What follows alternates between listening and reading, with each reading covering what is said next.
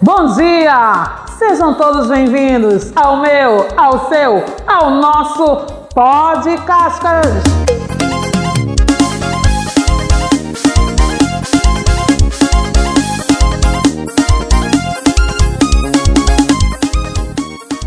Eu sou Josiane Sal e no Podcastas de hoje temos a ilustre presença de um anjo e um demônio, ou melhor dizendo, as atrizes Evelyn Iglesias e Richelle Agostini, integrantes do grupo de teatro Hoje Renascido.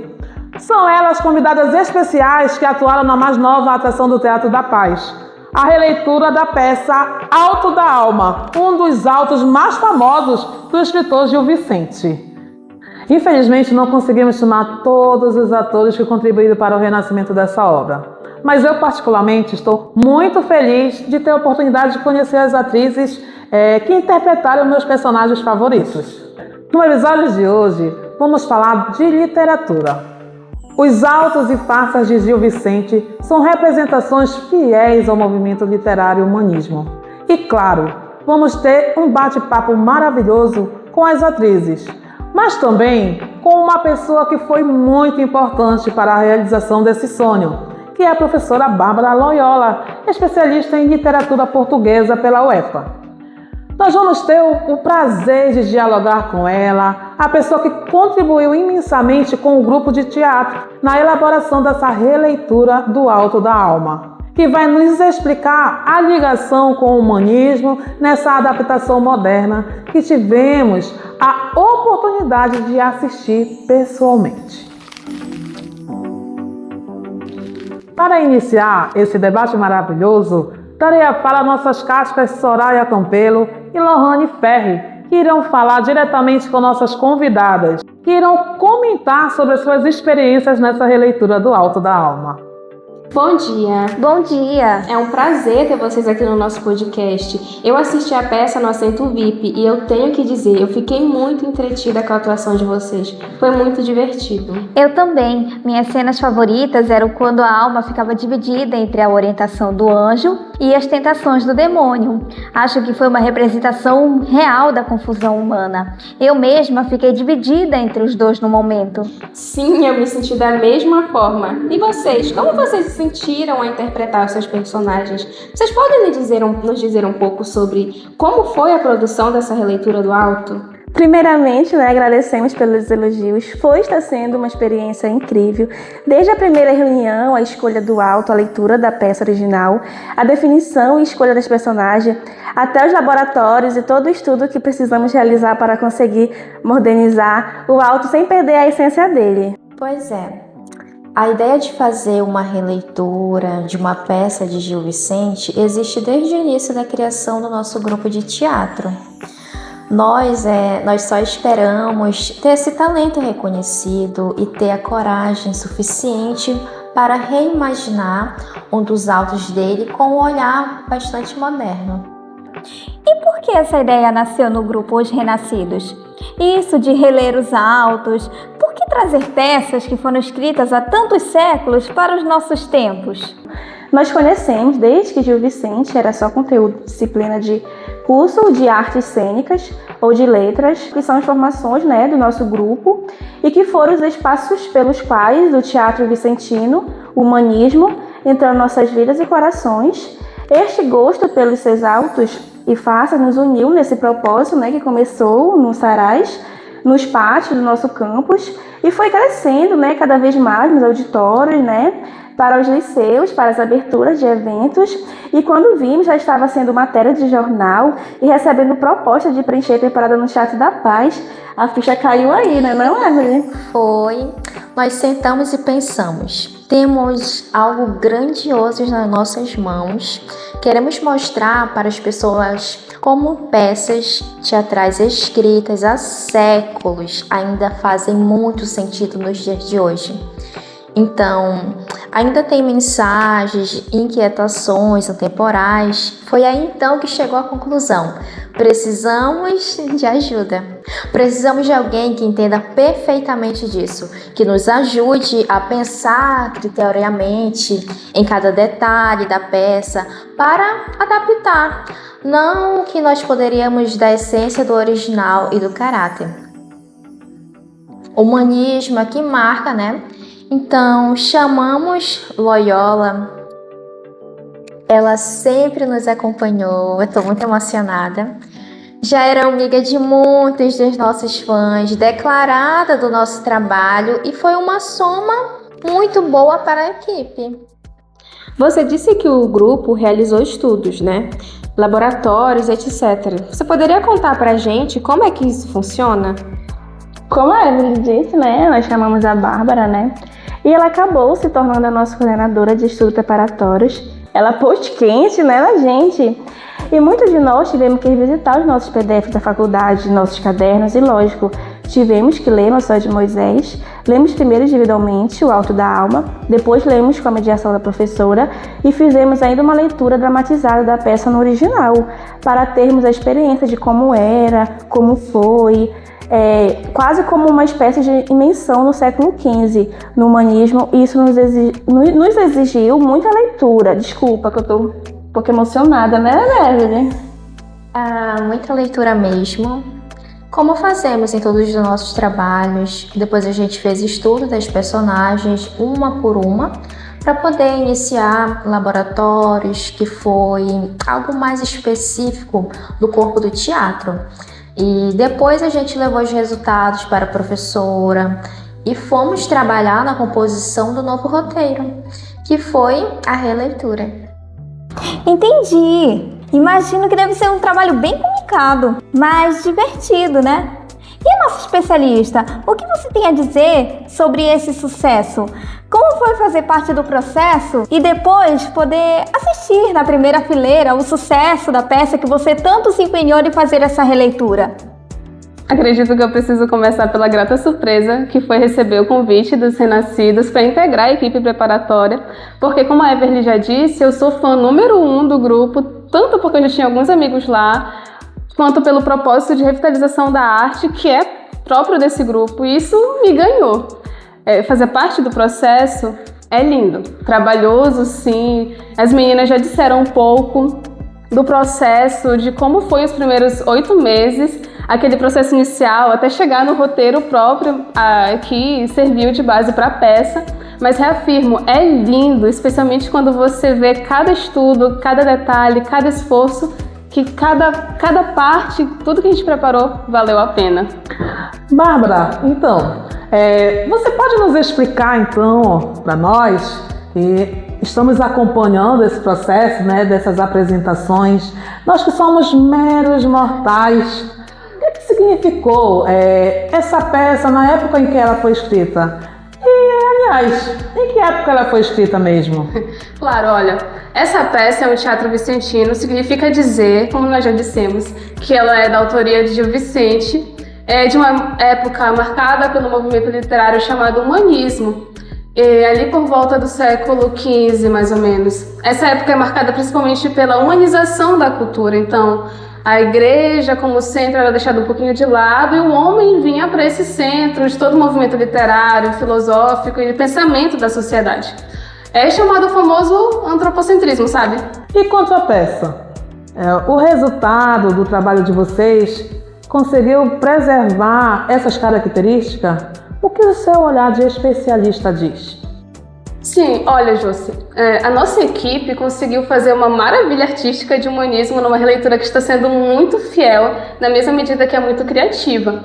E, aliás, facilita muito o fato de trabalhar com uma temática que é atemporal. Você pode perceber quantas referências de anjo, de demônio, tentando guiar as pessoas, a gente vê em filmes, em séries, em outras peças. Mas, além disso, tem o caráter limpo da cena mesmo, do palco, como você viu lá no teatro, né? Menos adereços no palco, mais foco nos artistas que estão ali. Isso é uma característica muito forte do teatro vicentino. Era o que demandava muito dos atores e atrizes daquela época e dessas daqui também. Elas sofreram na pele essa característica. E especialmente porque se tratava de seguir um roteiro básico. Ele escrevia só mesmo o essencial ali para guiar os atores e o resto ia ao sabor do improviso mesmo, do acaso. E aí, isso eu não estou falando da minha cabeça, está lá no livro do Maçom de Moisés, que é uma publicação de 1971, um livro muito bom, inclusive eu recomendo, chamado Literatura Portuguesa. Realmente, a gente consegue perceber essa dinâmica na peça do Alto da Alma. E as nossas convidadas, elas também perceberam essa riqueza na obra original? Sim. O foco do nosso estudo sobre a obra nos deu a oportunidade de recordar e até aprender mais sobre esse movimento literário. E foi assim que conseguimos adaptar tão fielmente, além de que a leitura conjunta com a mediação da Loyola, e a leitura dramatizada foi um trem-bala para as simulações que o grupo precisou fazer e que era necessário para alcançar esse resultado novo e muito fiel às suas origens. Agora falando um pouco sobre as suas personagens, vocês podem nos dizer quem são vocês quando estão atuando? Eu sou o anjo guia e represento a voz divina e o caminho para a salvação. Minha missão é guiar a alma e mostrar para que ela, mesmo depois de pecar e se arrepender, ela ainda tem chance de chegar ao paraíso. O meu papel é bem mais divertido. Eu tento desviar a alma do caminho certo, lembrando dos prazeres e pecados do mundo. Afinal, que graça teria essa jornada sem as tentações do diabo? Vocês entram mesmo no personagem. Já que vocês tiveram que estudar afinco a obra original, vocês podem comentar conosco os trechos que vocês mais gostaram? Como eu interpretei o anjo, eu tenho mais afinidade com as cenas que envolvem ele. E a primeira aparição dele é muito marcante para mim. Ele fala, sobre a origem da alma, do quanto ela é preciosa e querida para os anjos. E explica que a jornada que ela enfrentará será longa. Porém, vale a pena. Eu considero um ótimo incentivo. Também me cativou a última cena da alma, se lamentando pelos pecados e pelo sacrifício de Jesus Cristo e se arrependendo das faltas que caiu ao longo da caminhada. Estão no mesmo barco. Minha cena favorita é quando os dois diabos estão conversando, se lamentando, as almas que perderam pro anjo. Meu passeio diabo incorporou bem a malandragem da personagem dele na peça. O fato de que o diabo não resistiu totalmente da alma e vai persegui-la novamente após ela sair da igreja nos deu esse ar de história inacabada, de que a jornada ainda está longe de terminar. Eu amei esse sentimento. Todos nós amamos. Nossa, eu assisti a peça e eu fiquei assim com a mesma sensação, algo com gostinho de quero mais, sabe? Mas também estou curiosa para saber qual foi a parte favorita da nossa especialista.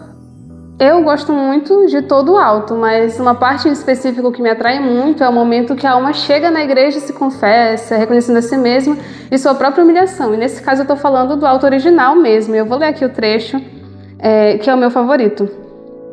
Não sei para onde vou, sou selvagem, sou uma alma que pecou culpas mortais contra o Deus que me criou à sua imagem. Sou a triste, sem ventura, criada, resplandecente e preciosa, angélica em formosura e por natura como raio reluzente e luminosa. E por minha triste sorte, diabólicas maldades violentas, estou mais morta que a morte, sem deporte, carregada de vaidades peçonhentas. Sou a triste, sem mesinha, pecadora obstinada, perosa. Pela triste culpa minha, muito mesquinha, todo mal, inclinada e deleitosa. Cada passo me perdi, em lugar de merecer eu sou culpada, havei piedade de mim que não me vi, perdi meu inocente ser e sou danada. E por mais graveza sinto não poder me arrepender quanto queria, que meu triste pensamento, sendo isento, não me quer obedecer como soía. Agora, por gentileza, nos dê a honra, de saber por que essa é a sua parte favorita. Eu gosto muito dessa parte porque ela é muito forte, muito dramática e sobretudo porque me deu muito no que pensar. Isso é uma característica muito interessante do humanismo, sabe? Dentro do que é próprio do teatro vicentino. Aliás, importa que eu diga que os teatros do Gil Vicente eram divididos em dois tipos, o tradicional e o de atualidade. O tradicional era mais voltado para o litúrgico, o devocional, o bucólico, que é essa coisa mais campestre. E o Alto da Alma, inclusive, se encaixa aqui, nesse teatro tradicional, litúrgico devocional. O de atualidade faz um retrato mais satírico da sociedade, é um tipo de teatro alegórico crítico. E por essa explicação, pode parecer que o Alto da Alma não chega a ser humanista, já que é litúrgico e devocional. Mas é aí que se engana, porque essas características que eu mencionei se mesclam em muitas obras de Gil Vicente. E quando a gente se depara com uma obra dessas, a gente não pode se dar ao luxo de analisar só o que está explicitamente escrito, o que está dentro, mas é importante perceber os não ditos, o que aparentemente ficou de fora. E que também isso é o que compõe a obra e diz, no silêncio e na ausência, muito sobre a realidade da época. Foi esse desafio que eu lancei para a galera dos Renascidos. Olha, isso foi bem poético. Mas você poderia nos esclarecer sobre essa forma de ler e reler Gil Vicente? Então, eu vou fazer isso com base no Alto da Alma mesmo. Vejam, ele é cheio de personagens simbólicos que, em resumo, são ou representam a alma, o inferno, o céu, a Igreja Católica, diga-se de passagem, e os santos. Já sabemos que é tradicional, a peça é tradicional, seu caráter é litúrgico. Mas espera, estamos falando do humanismo. Então, por que ela parece tão teocêntrica? Aí tem um erro de análise. O que se coloca em xeque é que não é a figura de Deus no centro, que é o teocentrismo, e sim esse centro, e estar nesse centro é a Igreja Católica, enquanto instituição que alienava as pessoas. Entretanto, mesmo sendo humanista, Gil Vicente parece não dizer isso no alto, pelo contrário, ele coloca a Igreja nesse lugar indispensável para a salvação. Isso é o que está escrito. Porém, é aí que reside silenciosamente a crítica e a provocação à reflexão e ao questionamento. Outro aspecto, por exemplo, é a questão da alma. É ela quem caminha. A alma é, para quem crê, apenas um dos aspectos da pessoa humana. E Gil Vicente, justo em tempos de antropocentrismo, centraliza toda a representação humana nela. Por quê? E isso é o que está dito. E o não dito, o subentendido? É nesse lugar que mora a crítica. Vicente procura despertar as pessoas para questionarem os valores que são incutidos na cabeça delas naquele tempo. Sendo assim, o ser humano tem alma, mas a alma só não é o ser humano todo. Precisa de matéria. Mas o alto eleva a alma como se ela fosse tudo que nós, humanos, precisamos cuidar para salvar. E o que é matéria e suas necessidades no alto se torna sinônimo de queda e fraqueza que impede a salvação. No humanismo, isso é questionado. E quando Gil Vicente traz tudo isso tão seriamente representado em seu alto, será que ele não estava tentando provocar aquela sociedade a perceber a alienação em que ela se encontrava? Ou quão exageradas eram as noções de moral, de certo, de errado, que lhe era ensinada, que o ser humano não é só espiritual e que as necessidades da nossa matéria não precisam ser causa de condenação? Nossa, Bárbara, eu nunca havia pensado dessa maneira. É tudo muito mais profundo e reflexivo. Agora não sei das minhas cascas. O que vocês acham? Com ela explicando, fica mais fácil de perceber o como faz sentido, não só para aquela época, mas também para a época atual. Eu também acho. Como foi para vocês perceberem a peça assim enquanto grupo? Foi essencial. Sem essa visão, jamais conseguiríamos adaptar com fidelidade o alto. É importante perceber que essas ideias não param lá no século XV.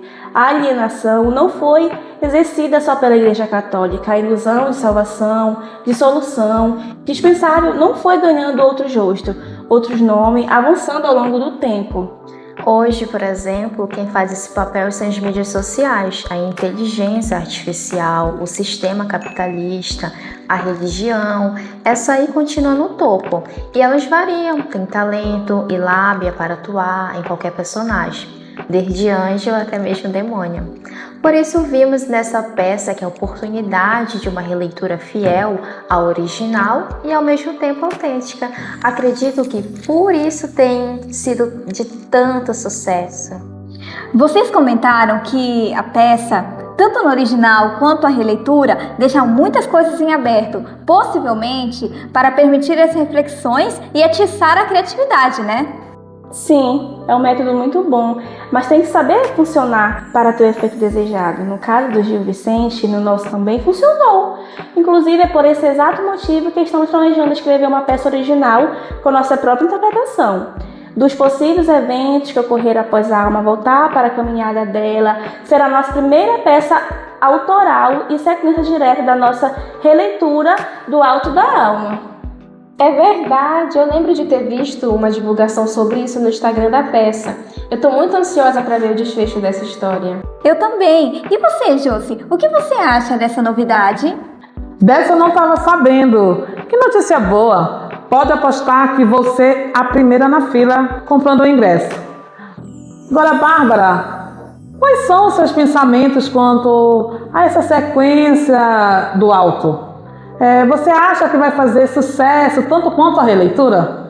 Com toda certeza. Esse é mais um dos motivos que me fazem gostar, principalmente desse Alto, que é o Alto da Alma. Vicente atiça a nossa curiosidade sobre o que vai acontecer depois, e nós vamos ter um vislumbre disso através da imaginação dos renascidos. Para mim foi uma experiência incrível fazer parte da primeira peça e eu estarei ainda mais animada a apoiar esse novo projeto. Muito obrigada pelo seu comentário, Loyola. Que tal a gente também ouvir um pouco dos comentários do público? Bem lembrado, Jussi. A gente escolheu alguns comentários do post do Insta do seu grupo falando sobre a peça e queremos saber a opinião de vocês quanto a eles. Primeiro comentário de @PanetoneLover disse: sou totalmente apaixonado pelos Altos de Gil e fiquei muito impressionado com a fidelidade de vocês com essa adaptação. Fiquei realmente emocionado com a cena dos Quatro Santos e suas iguarias. A escolha de mudar a cada iguaria para coisas que representam os tormentos da atualidade foi simplesmente perfeito. Com certeza vou assistir novamente. Muito obrigada. E a ideia de mudar as iguarias veio depois de várias reuniões e discussões. Escolher quais dores e tormentos teriam mais empatia do público foi uma tarefa muito difícil. E estamos completamente felizes por ter sido muito bem recebido pelas pessoas. O próximo comentário é do Batata com Bacon. Não sou muito chegado nessa parada de literatura, mas fiquei interessado pelo tema de sagrado e profano. Assisti esperando não ser muita coisa, mas acabei me identificando bastante com a Alma. Ela que precisa seguir o caminho do bem, mas acaba se perdendo em meio às tentações do tinhoso. Me lembra das minhas próprias indecisões sobre o que é certo a se fazer. Nota 10 de 10. Essa é a nossa intenção desde o início, alcançar um público variado, até mesmo pessoas que não são familiarizadas com a literatura, podem desfrutar da nossa releitura, pois foi feita com o objetivo de chegar nos corações de todos. A alma é a representação pura da essência do ser humano, pois bem e mal andam lado a lado e fazem parte da nossa natureza. Esse aqui é um comentário verificado. O alcance da peça de vocês foi imenso. @Daniele Lobato comentou: que releitura maravilhosa! Sou professora de literatura e consegui trazer meus alunos para assistir comigo no dia da estreia. Foi muito emocionante. Sou grande fã das obras de Gil Vicente e suas obras centradas no humanismo são as que mais me encantam. Não gostei muito da mudança das iguarias dos Quatro Santos, mas entendi a intenção por trás. E meus alunos se divertiram bastante com as peripécias do diabo. Posso dizer que muitos nós simpatizamos com a alma e até ouvi alguns choros, o meu inclusive. Estão de parabéns! Muito obrigada e que honra ter a professora Dani assistindo o nosso trabalho. Ela é uma conhecida nossa especialista e vivia comentando o quão ansiosa que ela estava para assistir nossa peça. Um amor de pessoa. Alterar totalmente as iguarias foi uma escolha original de releitura. E imagino que tenha sido estranho para aqueles que é tão familiarizado, com a obra original, mas estou completamente feliz que ela e os alunos dela tenham aproveitado e apoiado o nosso trabalho.